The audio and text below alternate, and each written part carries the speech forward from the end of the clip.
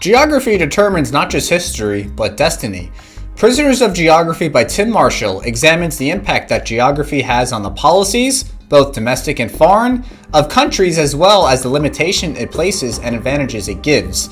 This is the essence of the field of geopolitics. My name is Joey, and this is a book review for the Geopolitical Insurgent Library. When we talk about nations, the situations they find themselves in, and the decisions they make, geography is a big factor. It could be the determinant between being a rich country or a poor country, a vulnerable country or impenetrable country, a united country or a fragmented country, etc. It also helps develop the overall geopolitical picture of the world. Prisoners of Geography has 10 chapters with 10 maps, which each go over a certain country or region. The 10 chapters/maps covered are Russia, China, the United States, Western Europe, Africa, the Middle East, India and Pakistan, the Koreas and Japan, South America, and the Arctic. The chapters feature maps to complement the detailed analyses the countries or regions discussed.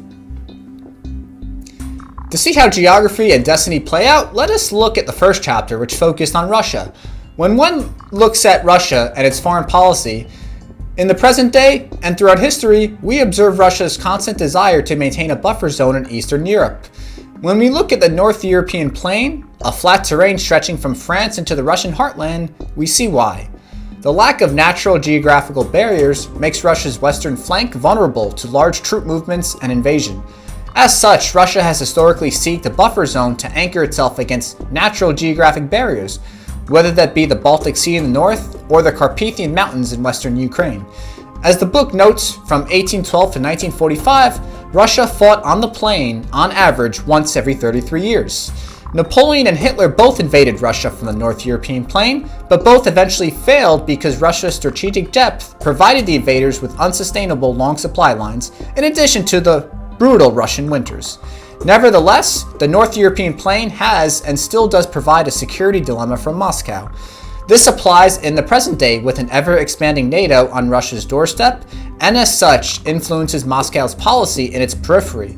Furthermore, Russia's lack of warm weather seaports with open ocean access has always been its Achilles heel and has historically hindered its ability to access international markets. This is partly what drives Russia's interest in Crimea and the Black Sea, for example. As the writer mentions, it doesn't matter if the ideology of those in control is Tsarist, communist, or crony capitalist. The ports still freeze, and the North European plain is still flat. In the chapter of the United States, one excerpt can sum up the geographical advantages that the United States have. It's in a wonderful neighborhood, the views are marvelous, and there are some terrific water features, the transport links are excellent, and the neighbors are great, no trouble at all. It is the superior geographical position of the United States that has partially enabled it to become a global superpower. Firstly, it shares long coastlines with two oceans, the Atlantic and the Pacific. More importantly, access to these oceans are open, meaning that there are no strategic choke points that present obstacles to said access. To put things in context, very few countries in the world have open access to even one ocean, let alone two. This has historically enabled the US to become a naval power who can dominate global maritime trade and reach numerous foreign markets, whether in Europe or Asia, for example. In addition to the open ocean access, the US has the most sophisticated and longest navigable river network in the world. This not only lowers trade costs, but it provides an abundance of fertile land, which both provides the country with its agricultural needs and export to global markets. As for its neighborhood, the two oceans act as natural geographical buffers from foreign invaders, and its lack of national security threats in its periphery meant that the US wouldn't be bogged down in wars in its neighborhood or on its home soil like the European powers have in the past. Why are Western European countries richer than their southern counterparts? While in the north, particularly France and Germany, there are more navigable rivers, which leads to lower transportation costs and makes for higher efficiency in trade. Furthermore, the European plain makes for high agricultural production in the northern and western countries, while the southern countries tend to be more mountainous, resulting in lower agricultural production and higher infrastructure costs. This is partly why we see the ever-present EU, European Union divisions between countries like France and Germany on the one hand, and Italy, Greece, and Spain, for example, on the other hand. Moving on, why are India and Pakistan in a never-ending deadlock over Kashmir? Well, for New Delhi, controlling Kashmir is simple. Kashmir connects India with Central Asia and cuts off China from Pakistan, which in the process quashes CPEC, aka the China-Pakistan Economic Corridor. As CPEC represents China's direct access to the Indian Ocean, New Delhi has made it a foreign policy priority to limit its competitor. Islamabad, meanwhile, would secure its water supplies by moving upstream on the Indus River.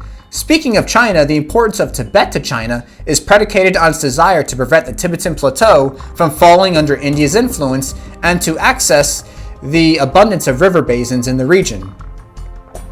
The other chapters of the book indicate how Africa's geography, particularly the Sahara Desert, has historically left it isolated from the outside world and from each other, and how the European powers used this to their advantage in the age of colonialization.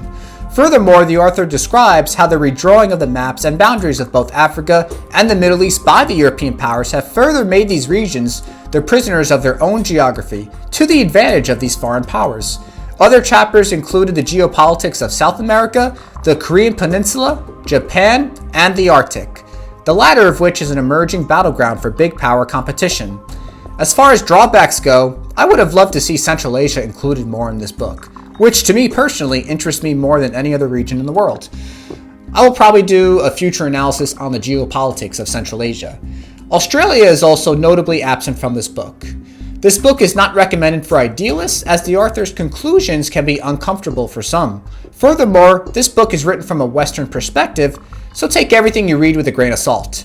Looking past that, I recommend reading this book if you're interested in getting an insight into how geography defines the limits of progress and political economic behavior of countries and regions as a whole, and or you just want a basic introduction to the field of geopolitics.